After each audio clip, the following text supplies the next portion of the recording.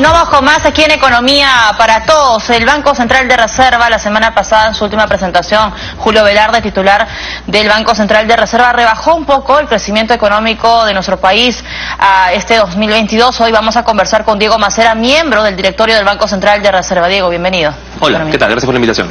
A ver, esta proyección ha caído de 3% que se tenía previsto para este 2022 a 2.9%. ¿A qué se debe, digamos, este reajuste? A ver, ha habido un desempeño de desaceleración económica que hemos tenido ya en la segunda mitad de este año. Entonces, si uno lo ve por el lado de consumo, de demanda interna, ya los indicadores no son tan dinámicos en la segunda mitad del 2022 como si lo fueron durante la primera, ¿no? A eso hay que agregarle además ya las circunstancias de las últimas semanas, ¿no? Donde ciertamente no los bloqueos, las protestas no pueden haber tenido una consecuencia de repente no tan grande en términos macro, hablando de todo el año, pero que necesariamente se van a sentir algo en las cifras de diciembre. A ver, entonces esos bloqueos que estamos viendo, la ola de violencia, saqueos y demás que impacta al tema de los alimentos, el tema de aeropuertos, turismo, ¿se va a ver todavía en enero, febrero del próximo año? O sea, la cifra no está impactando hoy, ¿no? Está impactando claro. Hoy y va a impactar en la campaña navideña, ¿no? que está hoy día en marcha.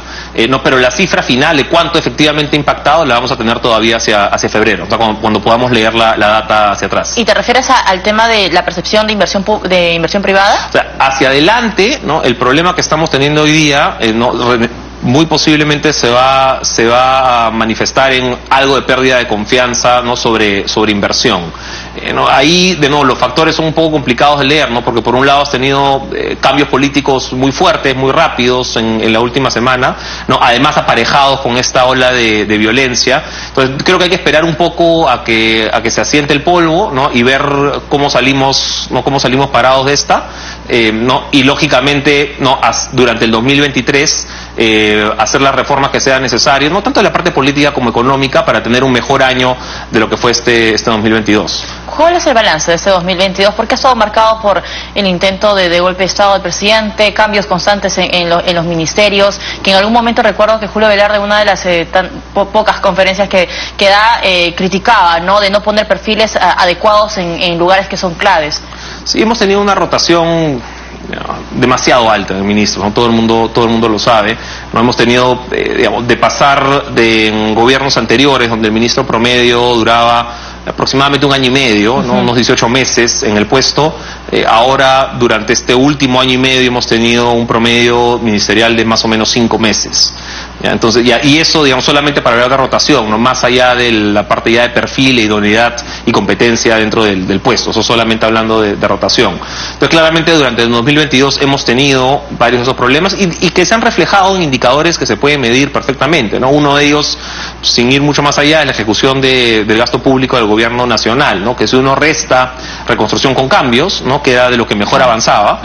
No, si uno resta esa parte, ¿no? La ejecución en realidad de los ministerios fue bastante mala durante este año, a pesar, ¿no? De que ya era un segundo año de gobierno y de todas las necesidades, ¿no? Que había por cerrar, ¿no? En términos de salud, educación, etcétera, etcétera. Un poco para que los televidentes puedan entender, entonces, ese crecimiento económico del 2022 ha estado marcado por esa crisis política que no lo ha dejado avanzar, que lo ha estado estancando, que ha sido una piedra en el zapato. Yo creo que el 2022 debió ser un año en el que el Perú pudo haber crecido bastante más. Vamos a cerrar el año, ¿no? En 3%, 2.9%. ¿Cuánto se debió crecer? Mira, con el precio del cobre como estuvo sobre todo en la primera mitad del año, ¿no? El Perú debía haber estado en condiciones de crecer sin demasiado problema al 4,5%, 5%. ¿No? Colombia, nada más para no irnos muy lejos, ¿no? Colombia está creciendo este año más del 7%. ¿No? Entonces, creo que había las condiciones para poder generar más inversión, recuperar además el nivel de ingreso de los peruanos, y aquí vale la pena mencionar, para la familia urbana promedio, ¿no? Los ingresos reales, ¿no? Lo que efectivamente puede comprar de su bolsillo, están por debajo de lo que teníamos en el 2019, en prepandemia, ¿no? Ya pasaron pues 3 años, ¿no? Y todavía no recuperamos la capacidad de consumo que se tenía antes de la aparición del COVID. Entonces, una parte tiene que ver lógicamente con inflación, ¿no? Eso es lógico, Pero la otra tiene que ver con un mercado laboral que todavía no llega a ser suficientemente dinámico y absorber a la cantidad de trabajadores que quisiéramos que absorba. ¿Y eso se va a reflejar el próximo año? Es decir, vamos a tener todavía un escenario laboral, un mercado laboral resentido, vamos a ver más informales que formales el próximo año. Mira, nos hemos estancado en niveles de informalidad más altos de los que teníamos en el 2019, ¿no? Y no parece, por lo menos en la trayectoria de los últimos trimestres, no parece que estemos mejorando la situación. ¿No? El mercado laboral, si bien está incorporando a algunas personas adicionales, ¿no? Mucho de este nuevo empleo se da en empresas o informales, o son condiciones de subempleo, o son empresas muy pequeñas que pagan salarios relativamente bajos, ¿no? Entonces aquí todavía hay una tarea bien grande, ¿no? Que es donde realmente más le afecta a la gente, que es en el trabajo, ¿no? Para recuperar la calidad de empleos y de ingresos. Y eso pasa necesariamente por mejorar las condiciones para inversión. O sea, si no tenemos mejores condiciones para inversión, es imposible que se recuperen esos salarios. ¿El sector, los inversionistas nos siguen mirando con desconfianza? ¿Cómo va a ser el próximo 2023? Hay un balance, ¿no? O sea, creo que el Perú, digamos, dentro de todo, es uno de los países con la mayor solidez macroeconómica de la región, de repente junto con Chile. O sea, si uno mira ¿Pero nos va a durar tipo de cambio, eso es una buena pregunta, ¿no? A ver, pero si uno mira tipo de cambio, si uno mira inflación relativa, no sé, grado de inversión, porcentaje de deuda pública, la variable macro que tú quieras, el Perú está todavía dentro de los top de Latinoamérica. El problema es un poco lo que mencionas tú, ¿no? Las fortalezas no duran para siempre, ¿no? No importa. O sea, ¿en qué momento empieza a ceder? Esas fortalezas hay que cuidarlas, ¿no? Y hay que preservar, y esto es lo que estamos poniendo en riesgo acá, hay que preservar la institucionalidad del país. Hoy estamos jugando con abrir pues con puertas que luego pueden ser bien difíciles de cerrar. ¿Un adelanto de elecciones puede ser? Yo creo que adelanto de elecciones, pues no quiero meter muchos temas políticos, pero un adelanto de elecciones es parte, creo que donde hay un relativo consenso, ya cuándo exactamente, cómo, dónde, eso se está debatiendo y le corresponde al Congreso hacerlo, ¿no? Pero mal que bien parece haber un consenso sobre eso. Quizá igual de importante es ver si se puede incorporar algunas reformas, ¿no? dentro de este proceso de adelanto de elecciones. ¿Qué escenarios podrían hacer tambalear los fundamentos macroeconómicos de nuestro país? Mira, por lejos, el escenario más riesgoso es abrir pues puertas a una discusión de asamblea constituyente.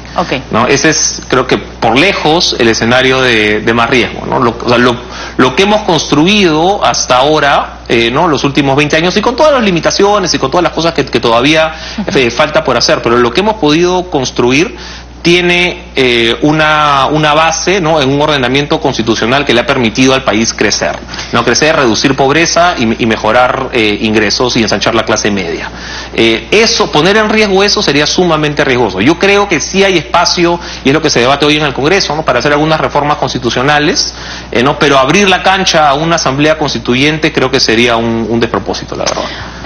Ahora, y probablemente muchos hogares que nos están viendo a esta hora de la tarde están un poco preocupados porque nos dicen, mis ingresos todavía no superan el del 2019, todo lo que gano pues prácticamente me lo gasto en el mercado porque hay una inflación por encima del 8% y el temor de Julio Velarde justamente era bajar ese nivel de inflación pero estancarnos en el 4%. ¿Cómo es esta mirada o qué condiciones, digamos, podrían existir para revertir y se llega al rango de 1 y 3%? Sí, la expectativa es a nivel global que la inflación empiece a ceder ya sobre todo a partir de, digamos, marzo, abril del próximo año. No, eso, en general, si uno ve los precios a futuro, no, si uno ve lo que los mercados están esperando, que los bancos centrales esperan, no solamente en el Perú, sino en el resto del mundo, la inflación debería empezar. Acá nadie tiene una bola de cristal, ¿no? Lógicamente, no sabemos qué va a pasar con China, no sabemos qué va a pasar con la guerra con Ucrania y Rusia. Entonces, digamos, no tenemos bola de cristal, pero la expectativa es que los precios empiecen a ceder hacia entre el primer y el segundo trimestre del próximo año. En el Banco Central se espera llegar al 3% de inflación, que es que ya está dentro del rango meta, ¿no? El rango meta es entre 1 y 3%, ¿no? Para llegar al 3% hacia finales del próximo año. Entonces, el próximo año todavía va a ser un año ¿no? donde la inflación durante la mayor parte del año va a estar por encima del rango meta, pero yendo hacia abajo, ¿ya? Y lo importante hoy es la trayectoria, son las expectativas. Ahora, yo pienso que hay una posibilidad que el 2023, si logramos no pasar esta crisis política de una forma responsable, adecuada, no logramos tener el adelanto de elecciones, qué sé yo, en algún momento de inicios del próximo año quizá, puede que el 2023 sea un año con una relativa estabilidad, ¿no? Donde, que digamos hace mucho tiempo que no tenemos, ya un año con relativa estabilidad, con un gobierno de transición que ya está de entre comillas de salida, y eso podría motivar de repente de nuevo alguna confianza adicional en la economía peruana, que ha estado en tramo negativo desde hace ya un año y medio. Exacto. Y para cerrar, Diego, el Banco de América ha advertido que en la segunda mitad del 2023 la economía va a empezar a caer y entraríamos a una recesión técnica. ¿Esto es así? En Estados Unidos, no en Perú.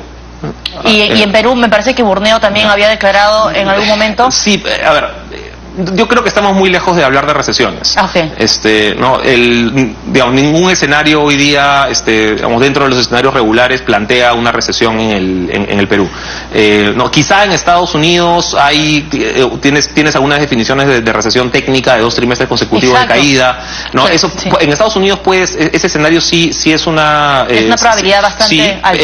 Pero a veces la palabra recesión tiene un contenido muy cargado, ¿no? La gente se piensa, oye, el COVID o la crisis del 2008, ¿no? De la crisis subprime, o 1929, el crack del 29.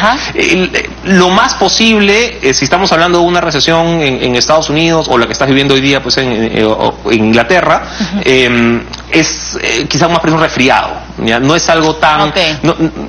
De nuevo, nadie tiene bola de cristal, podría pasar cualquier cosa, ¿ya? Pero lo más probable es que estemos hablando de algo más bien leve, ¿no? El mercado laboral todavía está fuerte, y eso se debería recuperar, digamos, relativamente rápido. Nadie espera que sea una crisis muy profunda.